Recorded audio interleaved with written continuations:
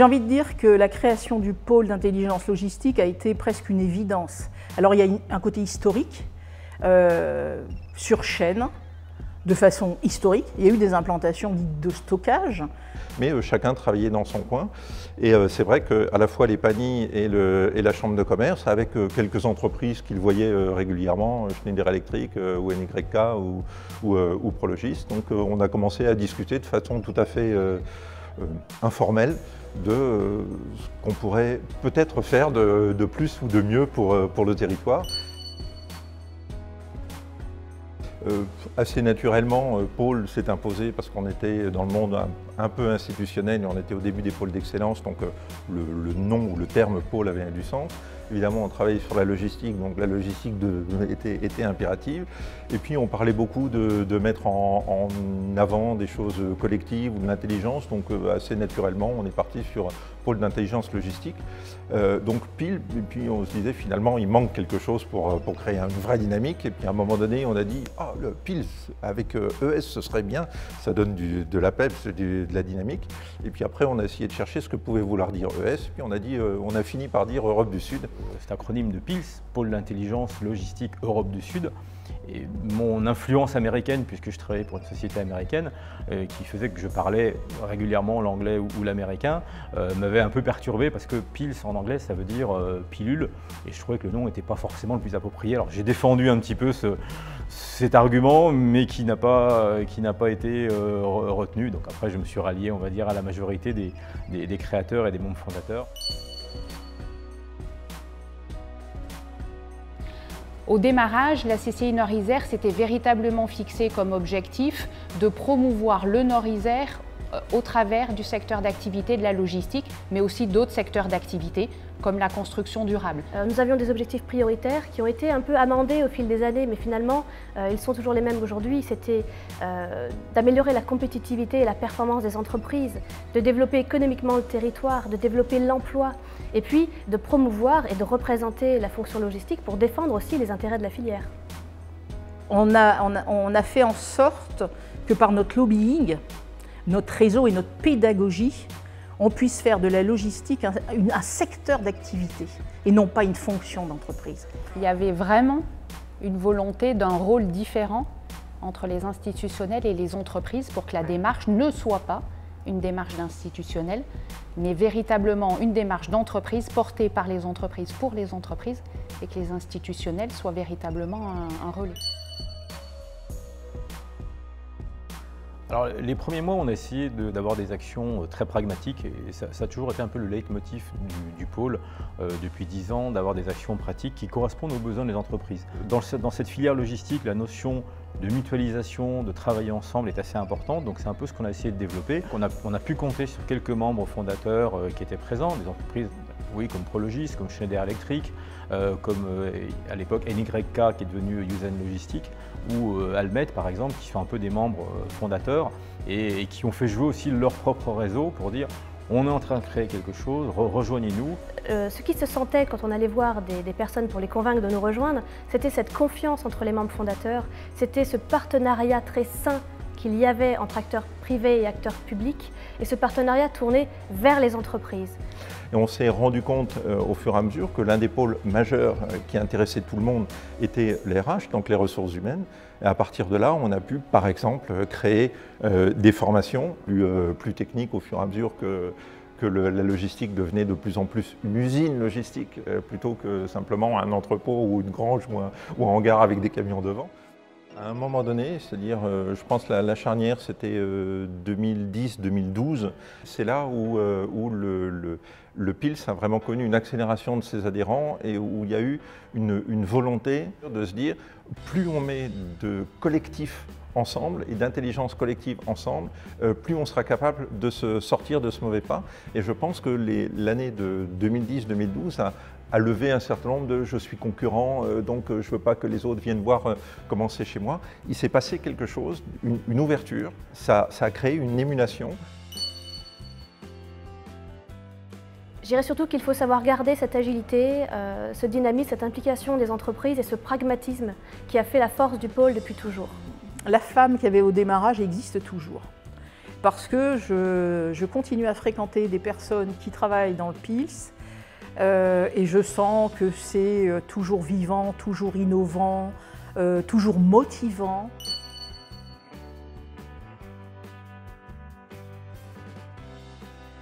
Alors dans mon petit bureau à l'EPIDA, avec deux messieurs, un monsieur qui s'appelait M. Terrier et un autre qui s'appelait M. Framery. M. Framery travaillait à GSE et M. Terrier était conseiller en immobilier logistique. On a imaginé qu'il fallait être porteur de projets immobiliers sans risque, ni pour l'aménageur, ni pour l'investisseur. Et on a lancé des entrepôts en gris, c'est-à-dire que l'aménageur mettait à disposition un terrain, l'immobilier faisait venir le client et le constructeur déposait les PC avant d'avoir un client. Alors, je sais que ça a été quelque chose d'assez fabuleux puisque ça a permis l'installation de Prologis dans tous les entrepôts que l'on a connus. Pour moi, ça a été fabuleux parce que des gros investisseurs sont arrivés à ce moment-là. La plus belle réussite du PILS, alors j'en aurais deux. L'amélioration de l'image de la logistique sur le territoire. Nous sommes passés par un vocable d'entrepôt, d'usine logistique pour essayer d'améliorer cette connaissance et cette image. Et je pense qu'aujourd'hui, dans tous les cas, sur le territoire, la connaissance de la logistique et le ressenti de tous les acteurs a complètement muté en 10 ans. Mais s'il y a un projet qui, moi, me tient à cœur, et c'est vrai que j'ai été président pendant un certain nombre d'années, c'est cette reconnaissance nationale par le ministère de l'Aménagement du Territoire et de la Data, du pôle d'intelligence en tant que grappe exemplaire et qui nous a donné une reconnaissance de cette filière et du pôle au niveau régional et national. Je pense que ça a été un vrai événement du PIL en 2011.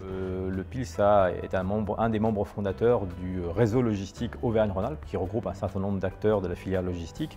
Alors c'est un acteur important de ce nouveau réseau logistique Auvergne-Rhône-Alpes. Et tout en gardant la spécificité et les valeurs de ce territoire, va pouvoir aller encore plus loin sur non pas le territoire de la région Auvergne-Rhône-Alpes, mais au niveau national, et devenir un vrai acteur de référence de cette filière logistique.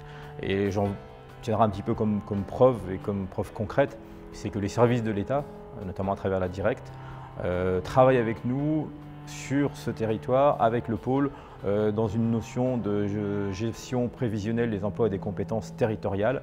Et le laboratoire de la filière logistique est ici.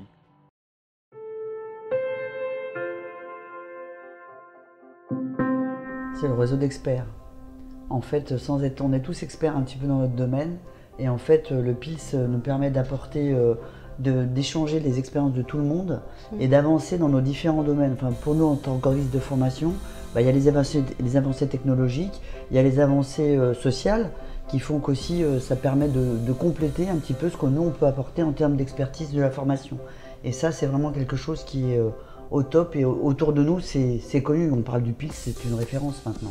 On peut être en même temps concurrent, confrère, mais on échange les idées.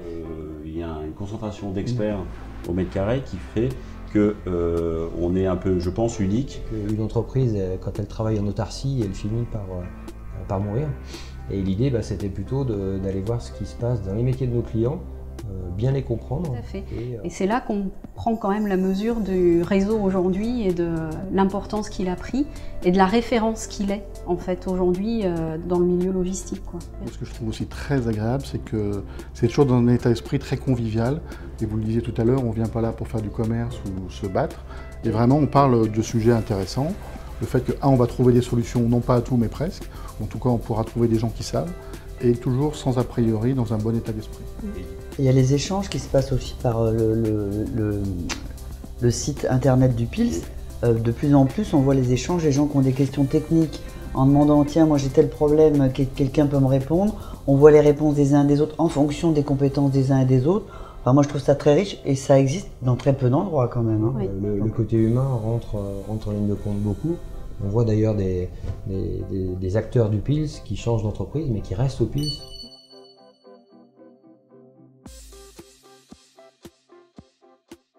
Je sais que souvent en rendez-vous, quand on évoquait une problématique avec un client justement qui n'était pas adhérent, je m'appuyais sur une réalisation du PILS pour dire voyez ce qui peut être fait et rejoignez à ce moment-là même le PILS.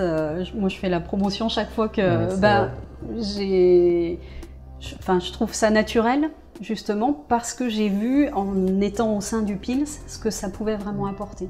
Moi j'ai vécu vraiment groupe de travail après groupe de travail, une évolution qui était très intéressante parce que j'ai souvenir au départ c'était une thématique assez large, on va parler de l'attractivité des métiers de la logistique. Bon, alors déjà on avait passé quelques heures pour dire qu'est-ce qu'on va pouvoir mettre dans cette attractivité, parce qu'au départ c'était un peu le concept, ça va sûrement intéresser l'entreprise et justement l'intérêt qui est de plus en plus d'adhérents, c'est que les entreprises s'expriment et qu'on va vraiment répondre à un besoin des entreprises.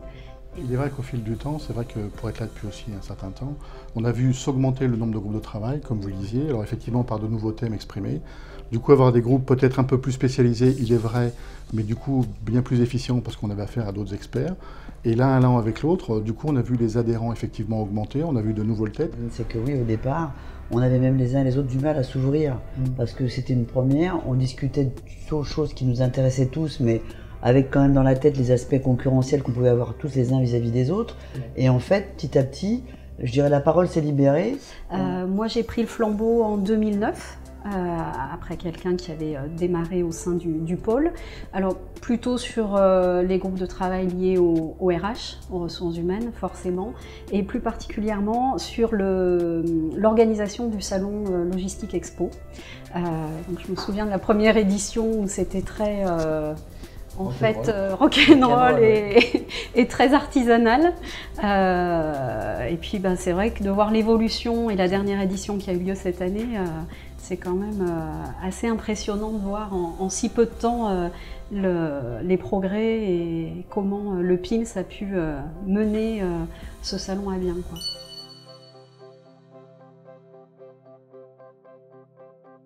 Au départ, le logisticien, on avait l'impression qu'il travaillait très manuellement. Et de plus en plus, en fait, l'entrepôt, c'est plus un entrepôt, en fait, c'est une usine. Donc on appelle ça, nous, c'est une usine logistique. Et quand on essaye d'expliquer ce qu'on fait au niveau d'Actemium, parce que c'est de l'industrie, on leur explique qu'on fait la même chose quelqu'un qui va faire de la pétrochimie, de la chimie, c'est des flux, c'est tout un tas d'informations qu'on fait circuler dans l'usine. Avec l'évolution de la technologie au sein des entrepôts logistiques, on va forcément voir émerger des nouveaux métiers. Et en même temps, il y a aussi le sujet des démarches RSE des entreprises, sur lequel on sent une obligation, on va dire, générale. Ça, c'est une démarche que le PILS a pris en main et veut lancer et accompagner. Alors, je pense qu'il y a la partie technique, effectivement, qui risque d'évoluer vers tout ce qu'on appelle Big Data, digitalisation, etc. On ne sait pas trop vers où on va, mais on sait qu'il y aura des choses. Par contre, ce qu'on commence à voir arriver, en tout cas dans les entrepôts, c'est une génération de travailleurs, un peu différente. Avec des valeurs différentes.